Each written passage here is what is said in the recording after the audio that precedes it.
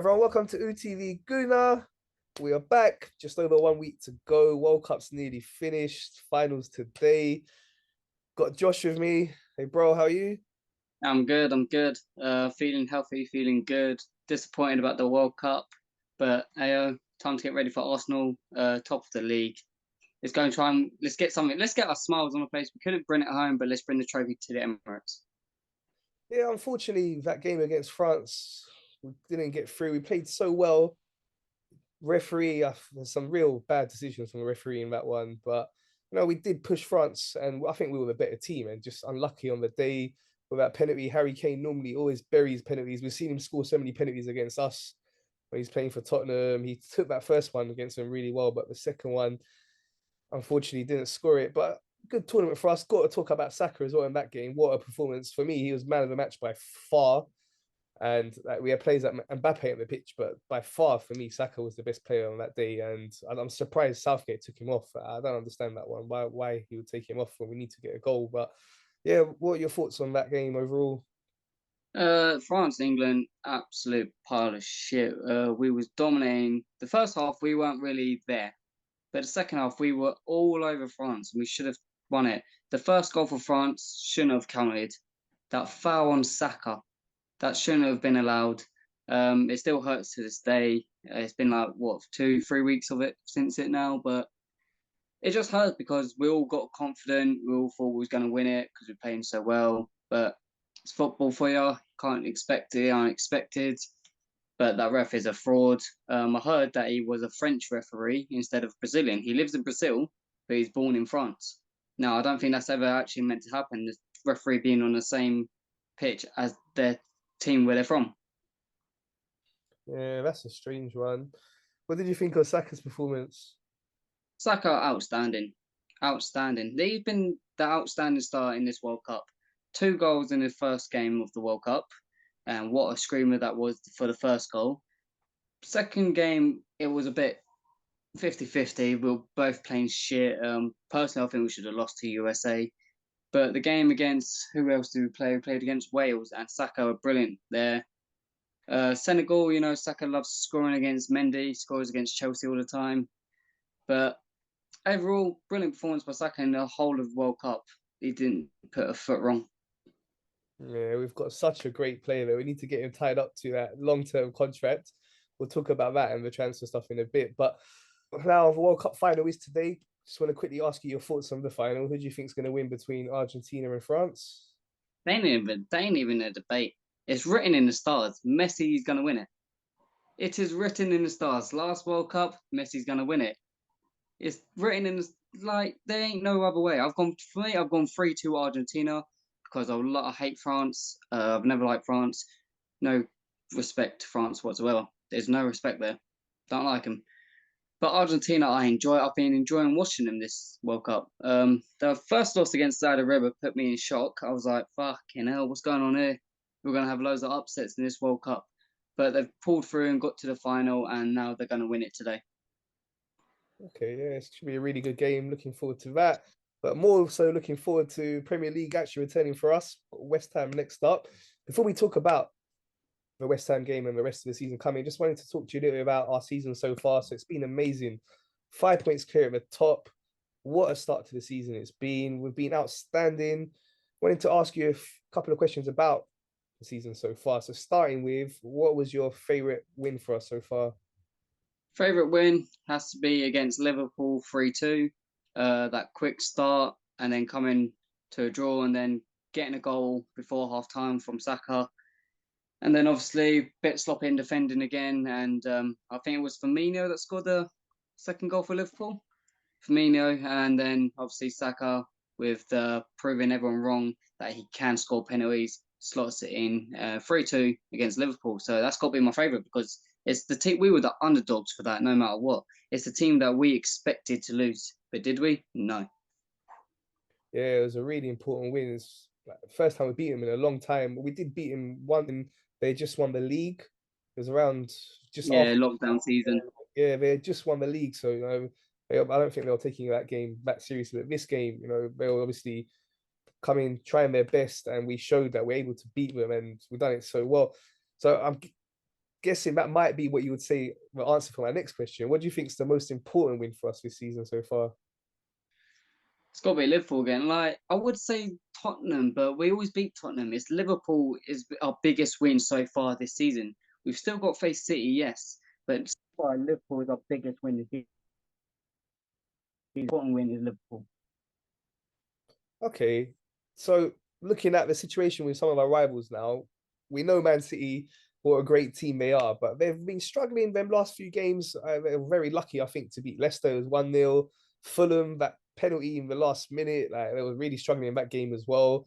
And then against Brentford, they got beat 2-1, and Brentford really did deserve to beat them. So they've looked a little bit shaky. What's your thoughts on Man City? Too hard to tell, yeah. Yeah, they have been a bit shaky, but they've been shaky most of the season, like every season, but they always managed to pull through and get the win still. Um, there's nothing really to say about City. They are the favourites to win the league. They are the big team to face, the team to beat. But we'll find out who the better team is when we face them. Yeah, looking forward to that one. 15th of February, they announced it's going to be then. It's been rescheduled, as we know. So, going to be a huge game. All right, so let's look at the current situation now. Unfortunately, we know the news about Gabriel Jesus got injured during the World Cup. From what we're hearing, it's looking like he's going to be out for around 3 months. What would you look to do in this situation now? There's a lot of talk of us going into the transfer window, looking to maybe bring someone in. What's your thoughts? Well, I will bring someone in after that miss from Eddie Nketiah from that open goal against Juventus. Definitely we're going to need a striker. I'm not going to cuss Eddie Nketiah too much though, because last time I did that, what did he do? He shut me up by scoring 2 goals against Chelsea. So I'm not going to cuss Eddie too much, but he shouldn't be missing that chance if he wants to be the main striker. But for me, we have to go for Joe Felix from Atletico Madrid. I heard we're in favourites to sign him next month. So I just think go all out for him. And I think we're trying to sign someone from that Shakhtar Donetsk. I don't know the team. Yeah, he's a winger. Mudrik, I think it's pronounced. I'm not No, sure. I But can't yeah, remember his name, but he's Ukrainian. I think just go for the main strikers, really like the wings, the main centre. But for me, I do think we need Joe Felix. okay. Arteta can bring the best out of him. Okay, yeah, it's gonna be interesting to see. Normally January is a hard month to get players in, but hopefully we can get someone in. We got Nketiah, but then if he gets injured, we're gonna be really short. I know we can play Martinelli up there, but ideally we would strengthen, especially the situation we're in now, 5 points clear. This is our best chance in many years to go and win the league. So it's gonna be an interesting January transfer window. Let's now talk about West Ham then. So first game back after this break. There's never been a situation like this before where this longer break in the middle of a season like this. What's your thoughts on that West Ham game? I'm kind of scared because it's after international break and it's been a long break, it's been a whole month.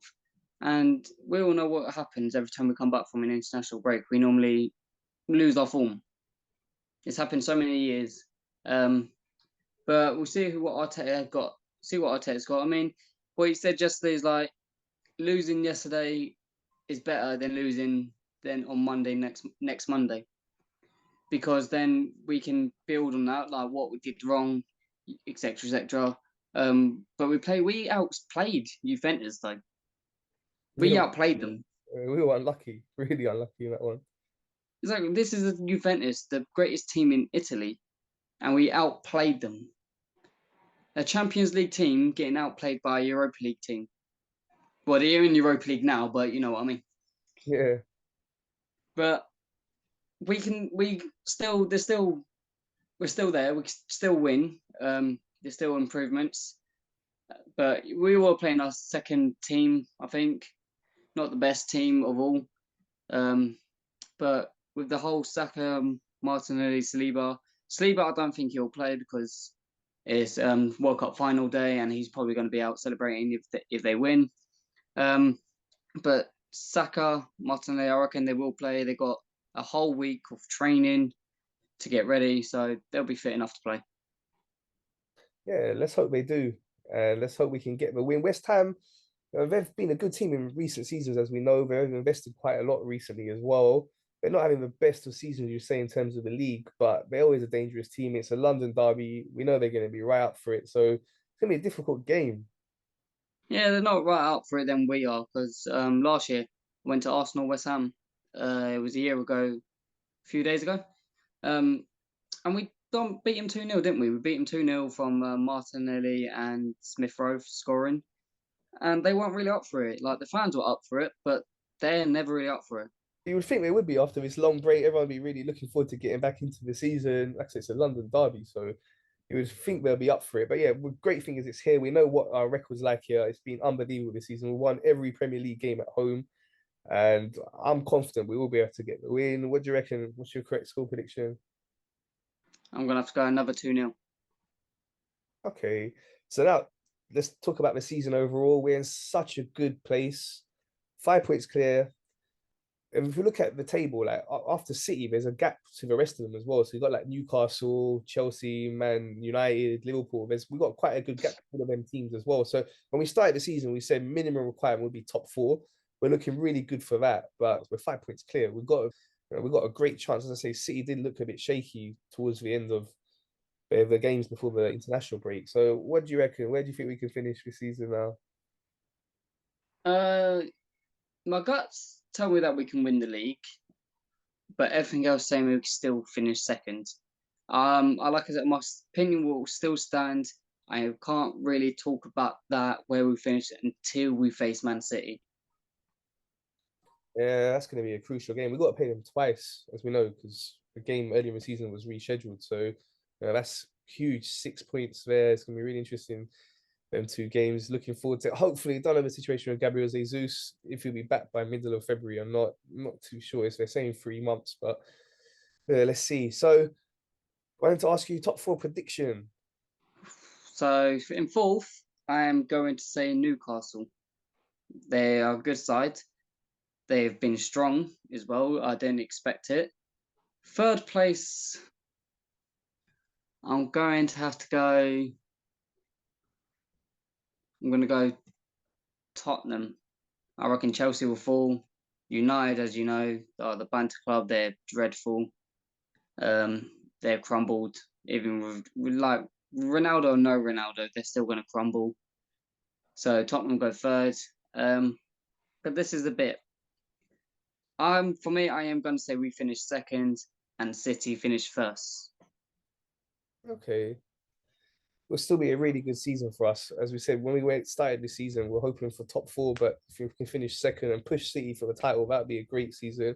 As I say, who knows? We've got a chance. Yeah, I'll put second, City first, but I'll say we finish 1 point behind Man City. Well, that'd be one hell of a title race and getting right to the last game of the season. Just you mentioned Man United, I just wanted to ask you your thoughts on the situation where Cristiano Ronaldo, the big mess of a situation it was there, and how he's ended up leaving the club now. What were your thoughts? Stupid idea, going for Piers Morgan. It's my fault, stupid idea, but I understand it because he's meant to be the key player, but he's on the bench. But no matter how big of a star you are not bigger than Manchester United. So he cannot walk off during a game with 8 minutes, 5 minutes to go, or stuff like that. You cannot be doing that. Only because he was saying that, oh, he wouldn't let me on. Eric Ten Hag gave him a chance to come on. He refused. So then he walked away.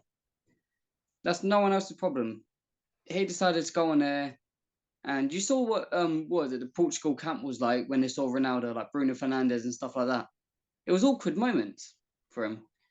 Like no one appreciated what he said and stuff like that. Saying he got disrespected, but it's sad because he was up there and now he's amount of support he's had has gone way down. Loads of people have turned on him now. But it is what it is for United. With or without him, we see how United get on. But it is what it is. I'm not bothered about you Ronaldo United. I'm not my club. Yeah, so just to finish with, let's talk about the contract situation now. So we know there's three key plays for us, the future of our club.